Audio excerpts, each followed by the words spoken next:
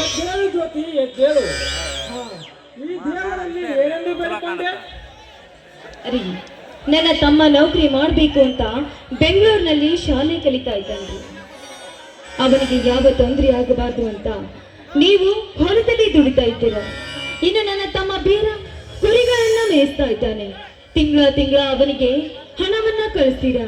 ನಿಮ್ಮಿಬ್ಬರಿಗೆ ಯಾವುದೇ ತೊಂದರೆ ಆಗದಂತೆ ಆ ತಂದೆ ಮಾರುತೇಶ್ವರ ಆಶೀರ್ವಾದ ಸದಾ ನಿಮ್ಮ ಮೇಲೆ ಇರಲಿ ಅಂತ ನಾನು ಬೇಡಿಕೊಂಡೇ ಇರಲಿ.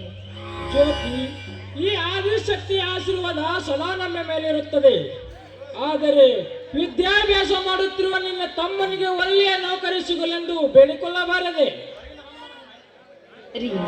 ಅವನನ್ನ ಚಿಕ್ಕ ವಯಸ್ಸಿನಿಂದಲೂ ಸಾಕಿ ಬೆಳೆಸಿದವಳು ನಾನು. ನನ್ನ ತಮ್ಮನಿಗೆ ಒಂದು ನೌಕರಿ ಕೊಡು ಅಂತ ನಾನು ಆ ದೇವರಲ್ಲಿ ಬೇಡಿಕೊಳ್ಳದೆ ಇರ್ತೀನಿ ಕೇಳಿಕೊಂಡಿದ್ದೇನ್ರಿ. ನನ್ನ ತಮ್ಮನಿಗೆ ಒಂದು ಒಳ್ಳೆ ವಿದ್ಯೆಯನ್ನೇ ಕೊಟ್ಟು ಅವನಿಗೆ ಒಂದು ಹುದ್ದೆಯನ್ನ ಕರುಣಿಸಿ.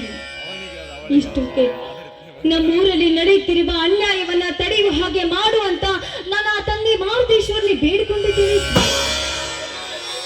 ಹೌದು ಜ್ಯೋತಿ, ಈ ಸಮಾಜದಲ್ಲಿ ಬಂದ ಶ್ರೀಮಂತರು ಪುಂಡ ಪುರುಷರು ನಮ್ಮಂತ ಬಡವರ ಮೇಲೆ ತಮ್ಮ ಹತ್ತಾಸವನ್ನು ತೋರಿಸುತ್ತಿದ್ದಾರೆ.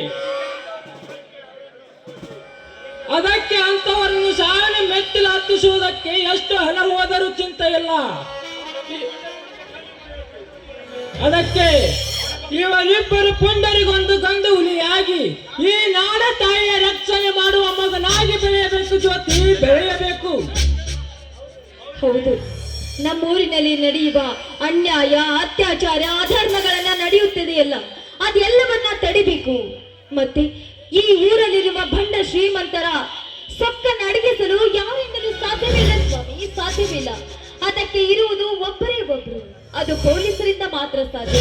ಅದಕ್ಕೆ ನನ್ನ ತಮ್ಮ ಒಬ್ಬ ಇನ್ಸ್ಪೆಕ್ಟರ್ ಆಗಬೇಕನ್ನುವುದೇ ನನ್ನ ಆಸೆ ಸ್ವಾಮಿ. ಎಂತ ಆಸೆಯನ್ನು ಇಟ್ಟುಕೊಂಡಿರುವೆ ನಿನ್ನ ಮನಸ್ಸಿನಲ್ಲಿ? ನಿನ್ನ ಆಸೆಯಂತೆ ನಿನ್ನ ತಮ್ಮ ಒಬ್ಬ ಹೀರೋ ಇನ್ಸ್ಪೆಕ್ಟರ್ ಆಗಿ ಆಗ್ತಾನೆ. ಜ್ಯೋತಿ, ಹೀಗೆ ಮಾತಾಡ್ತಾ ಮಾತಲ್ಲೇ ಮನೆ ಕಟ್ಟಿವೆಯೋ ನಿನ್ನ ಪತಿದೇವರಿಗೆ ಸಿಹಿ ಊಟ ಮಾಡಿಸಿವೆಯೋ? ನಿಮಗೋಸ್ಕರ ಸಿಹಿಯಾದ ಅಡಿಗೆನೇ ಮಾಡಿಲ್ಲ. ಬನ್ನಿ, ಕೈಕಾಲು ಮುಖ ತೊಳ್ಕೊಂಡು ಊಟ ಮಾಡುವಂತೆ. ಜ್ಯೋತಿ, ನಾನು ಕೇಳಿದ್ದು ಈ ತಣ್ಣನೆ ನೀರಲ್ಲ, ಕೆಂಗೆಟ್ಟ ನನ್ನ ಮನಸ್ಸಿಗೆ ತಂಪಾಗುವಂತೆ ಒಂದು ಸುಂದರ